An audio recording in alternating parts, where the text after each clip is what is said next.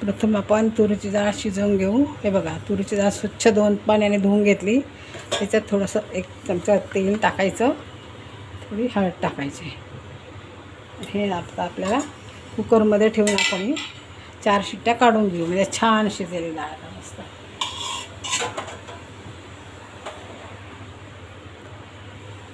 आता आपण डाळ शिजवून घेऊ. तर आपण 3-4 शिट्ट्या घेऊ, छान शिजते मैदा.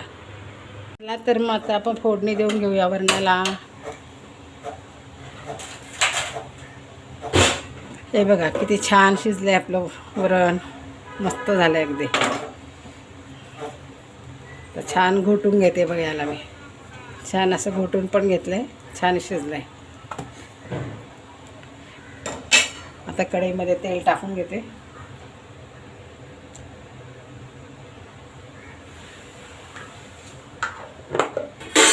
तेल टाकते आणि थोडंसं तूप पण टाकते.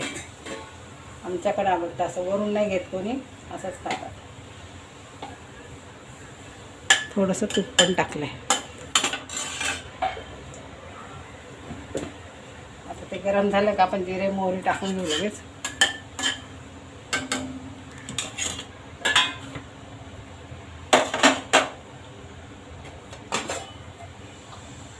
मोहरी टाकून घेते.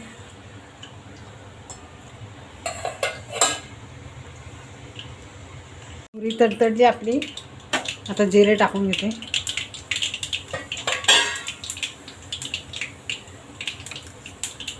लसूण टाकून घ्यायचं.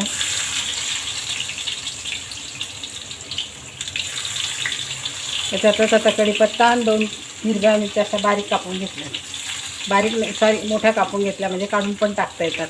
लहान मुलं असतील तुमच्याकडे तर. कढीपत्ता पण टाकला. आता हे छान आहे तर लसूण लाल होऊ आपण. आता थोडंसं हिंग पण टाकून घेऊ आपण.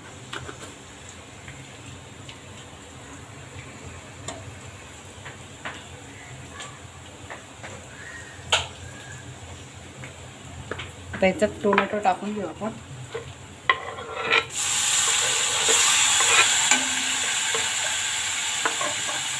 फोडणीला थोडी कोथिंबीर टाकायची, त्याच्याने छान चव पण छान येते, स्मेल पण छान येतो.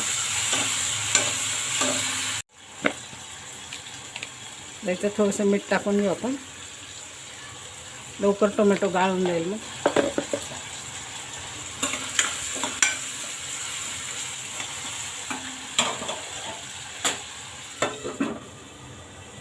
आता आपण काढून बघूया.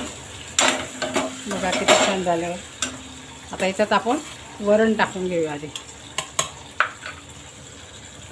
एका हाताने वरण टाकायचं आणि एका हाताने पटकन झाकण लावायचं. मध्ये त्याचा जो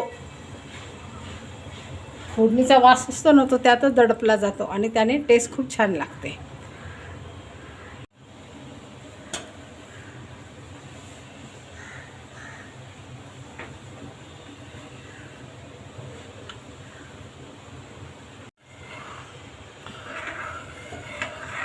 किती छान सुवास येतो बघा. आपण लगेच फोडणी दिल्याबरोबर झाकलं ना, तो फोडणीचा वास तसाच त्याच्यामध्ये मुरतो. त्याच्यात तुम्हाला पाहिजे तसं पाणी टाकून घ्यायचं. किती पातळ हवं, तुमच्याकडे कसं खातात, घट्ट लागतं का पातळ लागतं. आमच्याकडे पातळ लागतं, जास्त घट्ट नाही खात आमच्याकडे. त्यानुसार करून घ्यायचं आपण. हे बघा मस्त वास येतो वरणाचा घरामध्ये. मीठ बीठ बघून घ्यायचं. एक उकळी आणायची का झालं आपलं.